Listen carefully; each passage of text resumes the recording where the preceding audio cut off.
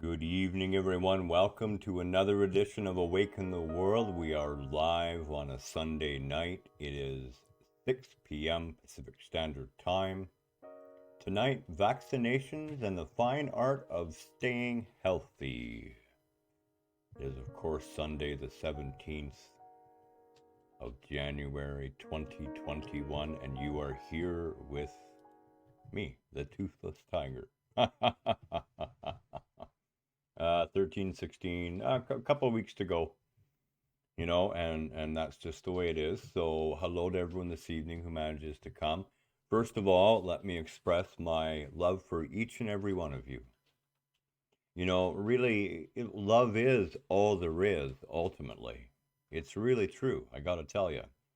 And when you're willing to see yourself in another, when you're willing to see the oneness of all of us, to allow yourself to be immersed in that, to give up your little self in favor of that big self, you don't actually lose the little self.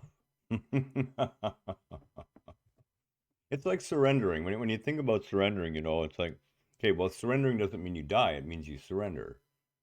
There's a difference. You're still there.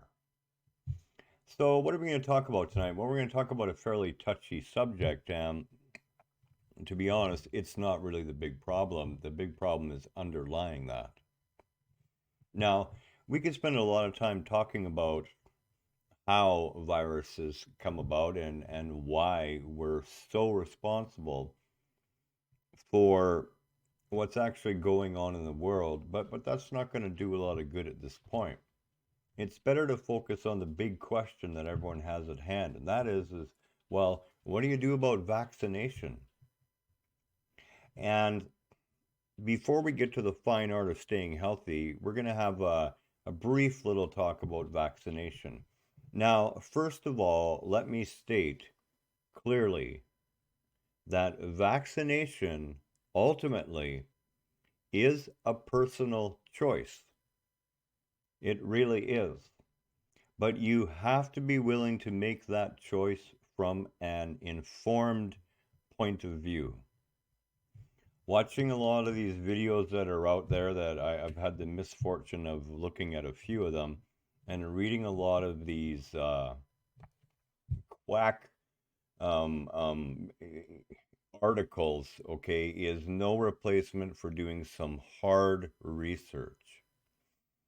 So when we're talking about viruses, or vaccination, let's look at a couple of basic sort of forms of vaccines. So the big one on the plate right now, of course, is relatively new, as a matter of fact, very new, and that's known as an mRNA vaccine. Now, you can think of RNA, and I'm going to simplify this to try to make it as understandable as possible. Okay, you can think of RNA as like the little strip of paper in the fortune cookie, right? It's just a little twisted strip of protein, and it has a message on it. So that protein goes into a cell, and the message gets read by the cell. And the message in the case of the COVID-19 mRNA vaccine says, manufacture this protein which exists on the surface of the COVID-19 virus. So your cell goes ahead and manufactures that. Your body produces antibodies to deal with that protein, and that's how you gain your immunity from it. Now, there are a number of other types of vaccines. One of the most common, of course, is the vector vaccine, or which includes such categories as subunit and polysaccharide vaccines. And what we're really talking about there is the way in which a weakened form of the virus is encapsulated to get it into your cells. And you have various cells in your body that do the work of dealing with these things, okay? And of course, there's what's known as the macrophages. Those are the large white cells that maraud around your body. And when they see something there that doesn't belong, they're going to attack it. And they're going to break it up into little pieces. And then you have your B and your T lymphocytes. Your B lymphocytes will pick up the remnants of that, and your T lymphocytes will go after your own cells that have been infected and make sure it kills those off. So and then of course you have what's known as a toxoid vaccine, which but believe it or not, is crucial in the one where you poke yourself with an old nail. I can't remember the name of it right now, but anyway, so there's various forms of vaccines, and when you look at the core of the ingredients, for example, the mRNA vaccine, there really isn't anything cleaner than that sort of vaccine, okay? So you have this little tiny messenger uh, fortune cookie paper that will only last in the body for a couple of hours. Maybe some RNA will actually last for a day or two, but that's relatively rare. In this case, you're talking about a couple of other hours of communicating a message, and then it's literally dissolved into the body system. So where do the concerns come up? Well, so on top of that, in the mRNA vaccine, of course, in order to get it into the cells, it has to be encapsulated in a lipid. So it's actually encapsulated in fat. And then that is encapsulated, and then that fat is in a solution or suspension of a saline solution designed to match the pH level of your own body to give the most opportunity for the most of the lipids which are carrying these RNA strands to get into your cells and deliver the message. So where does all the concern come up? Well, depending on the type of vaccine and your own physiology, your own immune system, you can have some very adverse, even life-threatening effects. And you are the one who has to weigh that off against what you perceive as the exterior threat, i.e., COVID-19. From a vaccination point of view, my personal point of view on it, if you would like to know, is that any vaccine that I may take will have to have at least 1 full year out in the general population, and with me keeping an eye out to see what the effects are. Now, the idea that you're being tagged through your vaccination is simply ridiculous. Okay, the idea that they're implanting something at the time is also quite ridiculous. There are far easier ways to do that, and if people really wanted to do it, it would have been done already, and you'd have no awareness of it. At the end of the day, the choice to vaccinate is yours. But there is a larger problem, and this is where the fine art of staying healthy comes in. There is a larger problem that exists, even larger than COVID-19, and much larger than any anxiety or stress you're feeling about whether to vaccinate or not. And that is that stress. The stress created by the way you choose to think about things is far more damaging than almost any vaccine that I can ever think of that you would put in your body. The long-term deleterious effects to the human body that stress causes, not only at the mental level, but at the physical level, the level of your emotional self-worth and your well-being, a lot of that comes from fighting up against what you perceive in front of you. That includes mask mandates. I don't know where people got the idea that masks were damaging. If you've ever been in a hospital, doctors wear those things for 10, 12 hours at a stretch. And I don't see any of them getting dumbed down. If you do have breathing problems, that's understandable. But wearing a mask is common sense when you're out in public. I'm not wearing a mask right now. I don't wear one around the house. I don't want to wear one outside when I'm out for a walk. But if I'm going in some place where there's other people, I'm not willing to take the chance that me thinking I'm right is worth some poor kid's grandmother who I may cough on or sicken with something. It's just not worth it for me. But the most dangerous thing we face is the stress. The stress from fighting up against what is instead of standing for the change we want to see in the world.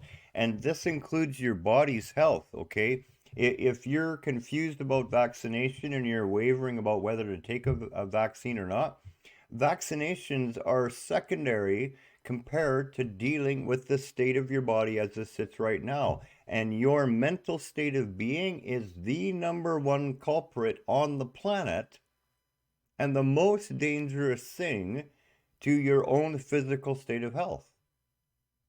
Far more dangerous than anything out there, far more dangerous than COVID, far more dangerous than pretty much anything that I can imagine. And believe me, I've seen a lot, so I can imagine even more.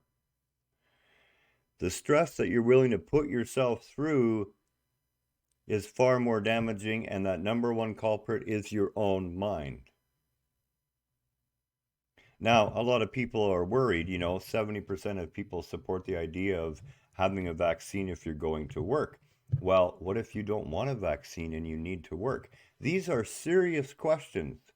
We are on the cusp of major change, and we need to know when and how to stand and what to stand for.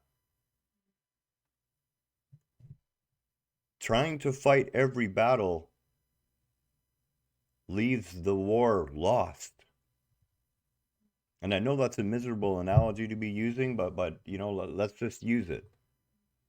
If you try and focus on winning every battle, you're going to lose the war. You need to watch and observe and see what's going on around you and bring yourself to a place of peace and acceptance that everything that's happened is perfect in what it's offering us. It's offering us the ability to see what we're doing, to see where we're going, and to actively begin to choose for ourselves. To take part in positive and uplifting events and positive and uplifting engagements and experiences, not to avoid what we don't particularly agree with, but to stop lending it power and instead lend power to those things that we do truly wish to see manifest in the world.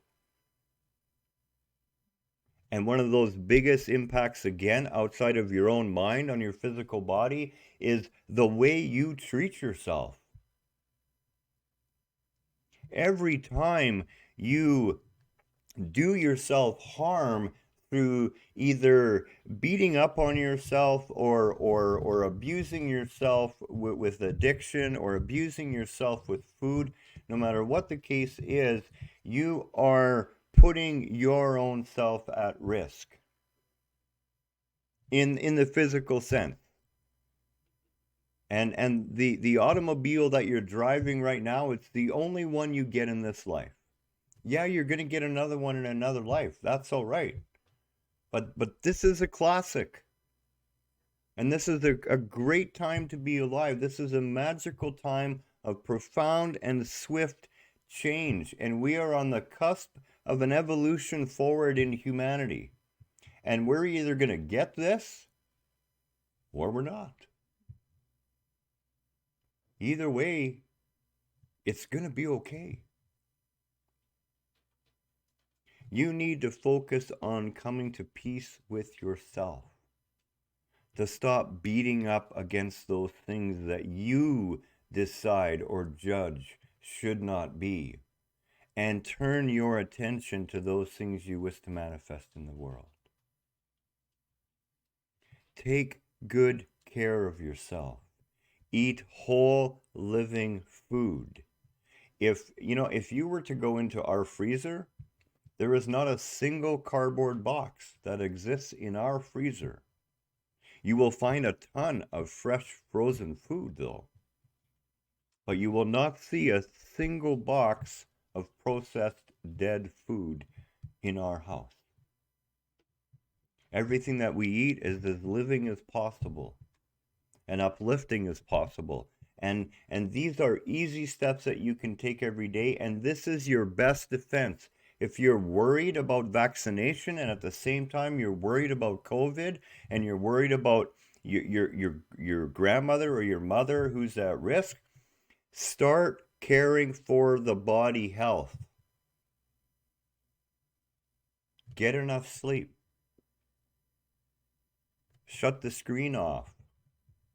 Limit your screen time. Get outside and get fresh air. Be willing to look at yourself and ask yourself where your own thought processes are doing you harm and choose to stop that. Choose to love yourself enough to love yourself above all else. And when you do that, that isn't being selfish, that's being self centered. And when you're self centered, it means you love yourself first, and that love you have for yourself empowers you. And in seeing yourself in others, you naturally extend that love into the world around you. And that is your best defense against any virus, against any infection, is to live a stress-free, open, and accepting life of uplifting direction.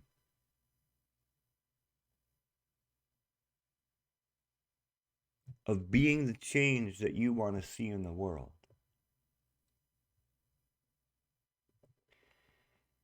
It's not about whether you die from COVID or not. It really isn't. I'm sorry. Honestly, COVID hasn't changed anything. You have been at risk here since the day you were born. There is no such thing as safety. And yet you are infinitely safe, infinitely cared for, infinitely loved, never at risk, and are eternal. Both of those seemingly dualistic truths can exist side by side.